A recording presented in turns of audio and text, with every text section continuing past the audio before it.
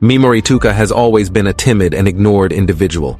But as a child, his father used to beat him up, while his mother would do absolutely nothing to help, and as a result, he has grown up to be someone completely invisible. Currently, Touka is sitting in a bus full of his classmates and has to witness the class bully, Oyamada, teasing the class president, Ayaka.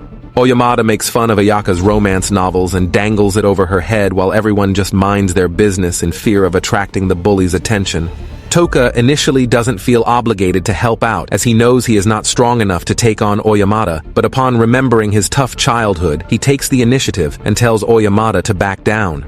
The bully is shocked at Touka's audacity and starts to mock him as well. But then, Kirihara, the most popular and cool-headed guy in the entire class, tells Oyamada to stop his antics. His words seem to hold weight, and the other students clearly respect him because Oyamada sits down, but he still doesn't stop there. He then starts to annoy Yasu, the quiet kid who is also always bullied, and only stops when the teacher threatens to throw him off the bus. As Touka thinks of how it was unlike him to stand up for somebody else, he also reveals how much he despises most of his classmates. Most of them do not care about what happens to the less popular kids, and even the class teacher accompanying them on the bus doesn't care about what the students are doing, and really, all he wants to do is enjoy his school life in peace. But this would not be an entertaining anime if that happened, and therefore, a mysterious light appears in the bus, and Touka with the entire class are all teleported somewhere else. The students are confused, with some of them thinking they are in a dream, while others say it must be April Fools.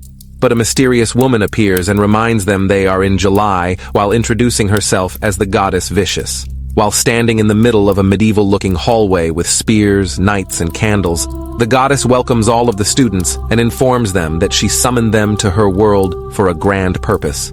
She explains that the demon emperor once caused great devastation to the kingdom 200 years ago, but it was eventually defeated. Now the demon emperor has returned once more, and she needs the strength of the students to help bring him down. Because the students have never heard of isekai, they are still confused and scared while once again trying to convince themselves that they are either in a dream or being pranked. The teacher then interrupts their side conversations and advises that they listen to the goddess's instructions. But it seems the teacher himself is not a good listener, as he is caught in 4K staring at the goddess's melons. As Touka is analyzing their surroundings, he starts to think that they are in the same room as solo leveling, and his fear only increases once Kirihara asks the goddess what would be the consequences if the students refuse to help her out, to which she gives a pretty devious response. She tells them they will die in the room as she cannot send them back home, and the only way for her to gain the ability to send everyone home is by them either obtaining the heart of the demon emperor or absorbing the element from the demon emperor's necklace as he dies. Oyamada, the bully, has had enough of this foolishness, and tells the goddess that he couldn't care less about the demon emperor or the kingdom, and seeing his reaction, the goddess has no choice but to kneel before the students and beg for their help. This prompts Ayaka to step forward as well, and asks how exactly are mere humans meant to help defeat a demon. But it seems like the goddess came prepared, and she demonstrates the reality of the situation by first killing a giant demonic wolf right in front of the students after it devours what seemed to be a human prisoner. The students had mixed reactions to what they saw, with some of them screaming in fear and others being too stiff to even move.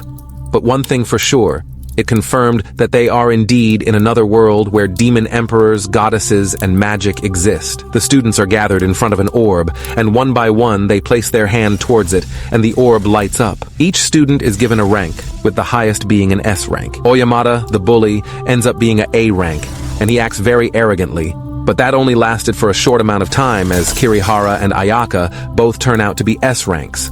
This greatly impresses the goddess, as it is rare to have multiple S ranks in one summoning.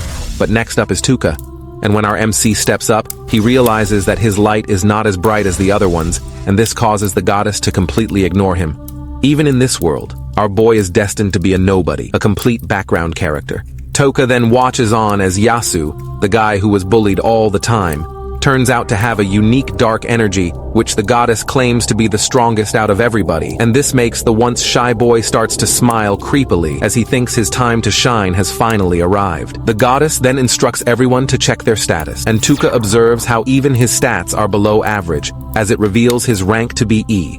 After all the students are ranked, Oyamada tells the teacher he is no longer in control as he is only a D rank, while most of the students are B and above. With that, the goddess initiates a critical ritual and tells Touka to step forward and informs him that he is the lowest rank amongst the entire group and therefore will be thrown in a dungeon with deadly monsters to prove his worth. But if he survives and makes it out alive, he will be free to do whatever he wants. Touka is shocked to basically get a death sentence because of his rank and tries to convince the goddess to not dispose of him as he has a skill called abnormal state endowment. But the goddess does not care because all abnormal state spells and skills have no value and are not very powerful. As the goddess is calling our MC a failure, the rest of the class also mocks him and look forward to him dying. Even Yasu, the kid he used to help out after being bullied, turns on him and calls him a lowly E rank that should hurry up and die. Their harsh words make Touka very upset and only Ayaka tries to stand up for him. She pleads with the goddess to not dispose of Touka as he is their fellow classmate.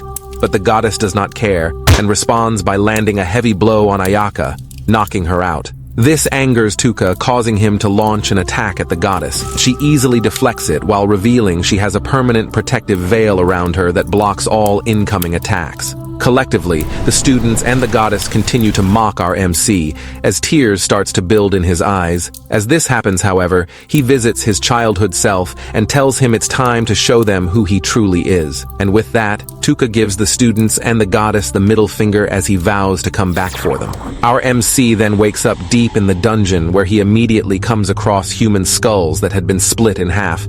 And as he wonders what could have done such damage, he is able to dodge the monster's attack at the last second. Without even looking back, he runs while the monster gives chase, and with each step it takes, the monster shakes the ground as well as oozing deadly acid from the holes in its body. Touka eventually trips and starts to prepare for his death. In that moment, however, he remembers how everyone made fun of him, how they mocked him, and how he promised to come back to end them. This forces his body to move on its own as he uses his paralyze skill on the monster. This gives him an opportunity to escape.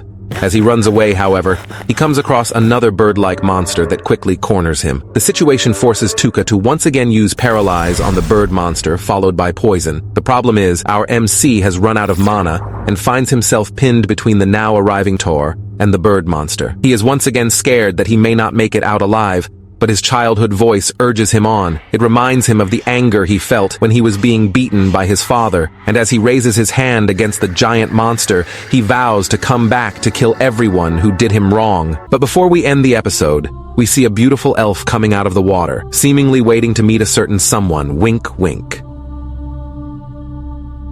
Thank you guys for watching, and I will see you next time for episode 2.